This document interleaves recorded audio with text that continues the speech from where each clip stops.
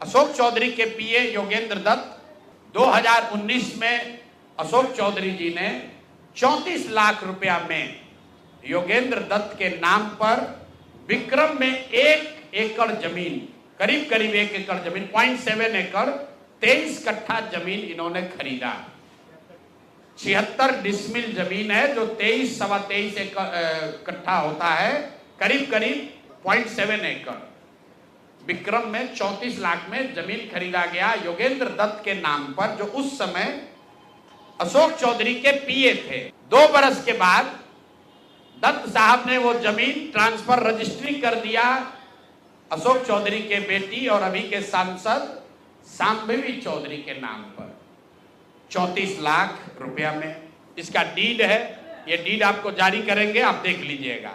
34 लाख रुपया में जो दत्त साहब ने जमीन खरीदी थी और यहां रजिस्ट्रार ऑफिस में लिखा गया 34 लाख रुपए में दत्त बेच रहे हैं जमीन शांभवी चौधरी को, और एक दत्त साहब को पैसा कितना गया बैंक से? 10 लाख रुपया। वो बैंक का अकाउंट डिटेल है कि 2 साल के बाद जो जमीन अशोक चौधरी ने अपने पीए के नाम पर खरीदी थी, वही जमीन वापस 2 बरस के बाद अपने बेटी के नाम पर लिखवा लिया, और 34 लाख के रुपए के जमीन के एवज में अशोक चौधरी ने दत्त साहब को 10 लाख रुपया बैंक से भेजा। यहां तक भी बात ठीक है भाई, ये कह सकते हैं कि हम बाद में पैसा दिए होंगे।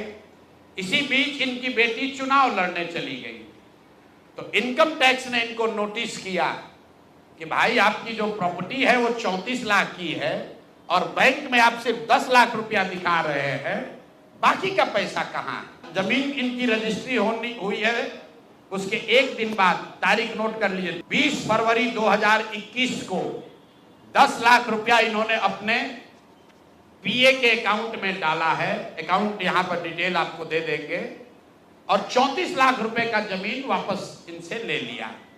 जब इनकम टैक्स ने नोटिस रेज किया कि जमीन है 34 लाख का और अकाउंट में सिर्फ 10 लाख रुपया ही दिख रहा है, तो 4 बरस के बाद 27 अप्रैल 2025 को जमीन लिखवाया है 2021 में। इनका क्रेडिबिलिटी देखिए, जमीन रजिस्ट्रार ने लिख दिया, हम जाते हैं उसको खड़ा करके पूछता है भैया कहाँ है रुपया, कहाँ दिए? ये 19 में इन्होंने बेनामी जमीन खरीदी पीए के नाम पर, 21 में उस जमीन को वापस अपने बेटी के नाम पर लिखवाया। 10 लाख रुपया का ट्रांजैक्शन हुआ। जब इनकम टैक्स ने नोटिस रेज किया